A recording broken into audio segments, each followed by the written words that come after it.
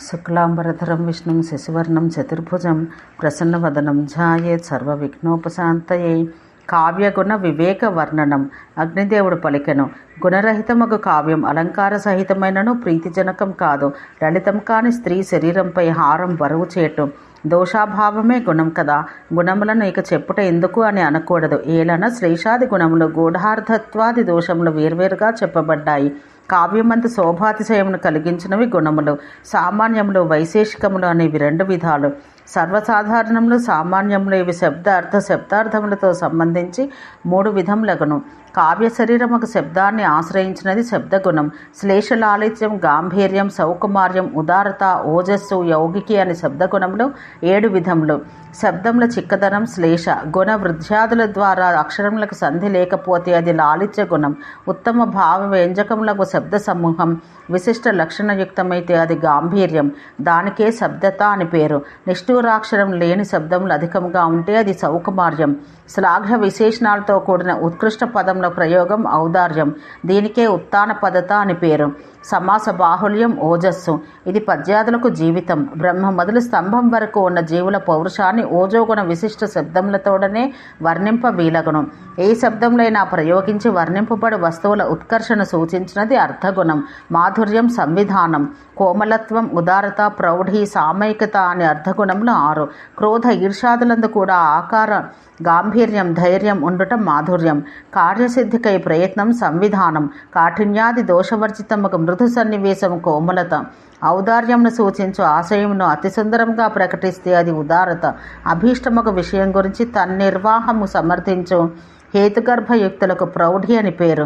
స్వతంత్రం కాని పరతంత్రం కాని అగు కార్యం యొక్క బాహ్యాంతర సంయోగం చేయగలగు అర్థ వ్యుత్పత్తికి సామైక్యత అని పేరు. శబ్దార్థాలు రెండింటికి ఉపకారంగా ఉండినది ఉభయగుణం.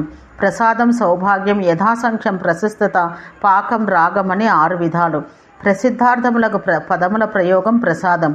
దేన్ని వర్ణించగా ఉత్కర్ష సూచితమగనో అట్టి వర్ణనం సౌభాగ్యం. దీనికే ఉదారత్వం అని పేరు. తుల్య వస్తువులను క్రమంగా చెప్పుట యథాసంఖ్యం.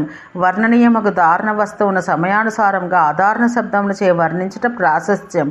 పదార్థం యొక్క ఉన్నత పరిణితి పాకం. మద్వికాపాకం, నారికేలాంబు పాకం అని అవి 2 విధములు. ఆది నుండి అంతం వరకు రసభరితమైనది మద్వికాపాకం. కావ్యమందలి ఛాయ విశేషానికి రాగమని పేరు. అభ్యాసవశం చేవి సహజకాంతిని కూడా అతిశయించి ఉండను.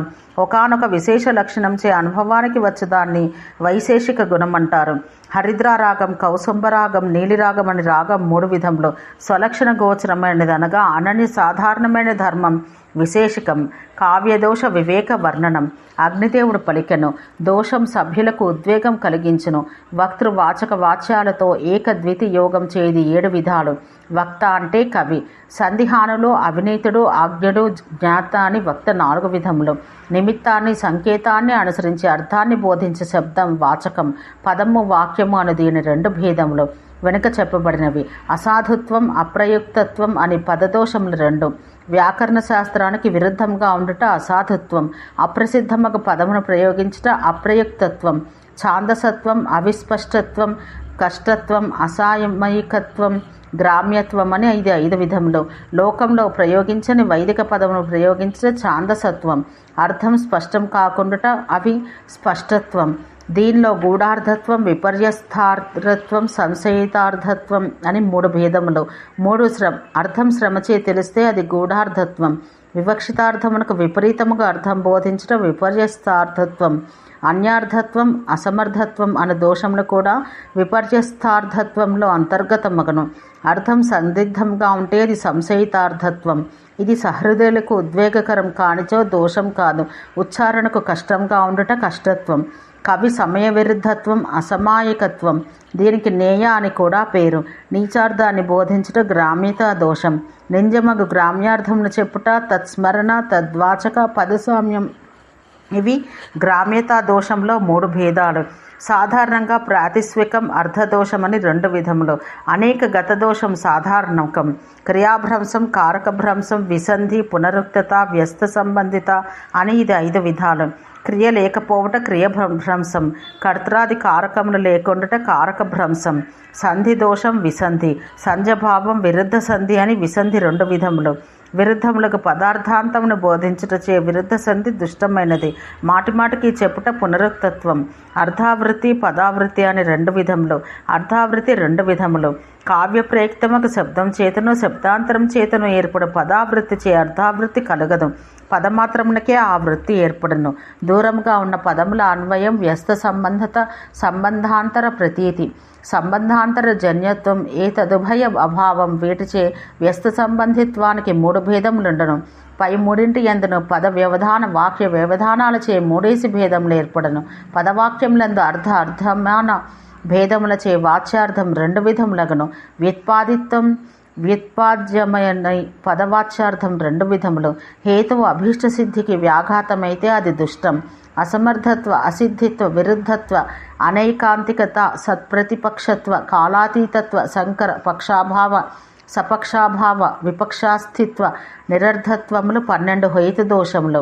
ఇష్ట వ్యాఘాతకారిత్వ దోషం సహృదయములకును సభాసదులకు మార్మిక పీడ కలిగించును. దుష్కరములకు చిత్రబంధాది కావ్యములలో నిరర్ధత్వము దోషం కాదు, గూఢార్థత్వం కూడా దోషం కాదు. లోకశాస్త్రములందు ప్రసిద్ధమైతే గ్రామ్యత్వం దోషం కాదు.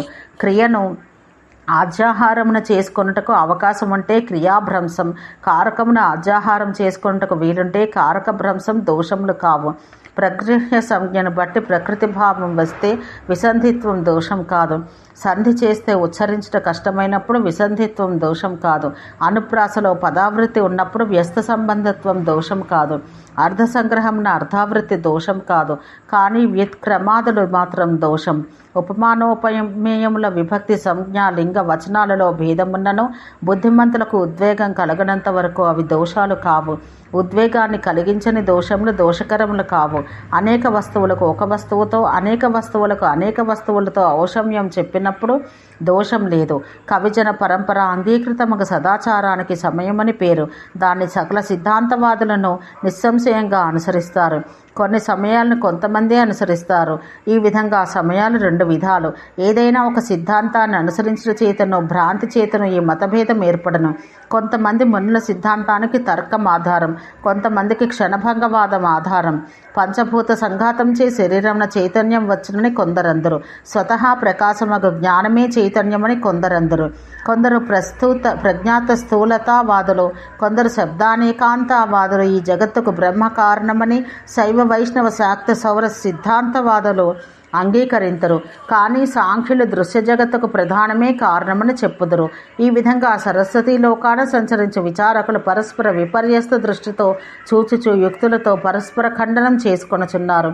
వీరు చెప్పు విభిన్న మార్గాలు నిశిష్ట సమయం, అసత్తునే గ్రహించుట, సత్తును పరిత్యజించుట. దీనిచే ఈ విశిష్ట సమయం రెండు విధములు.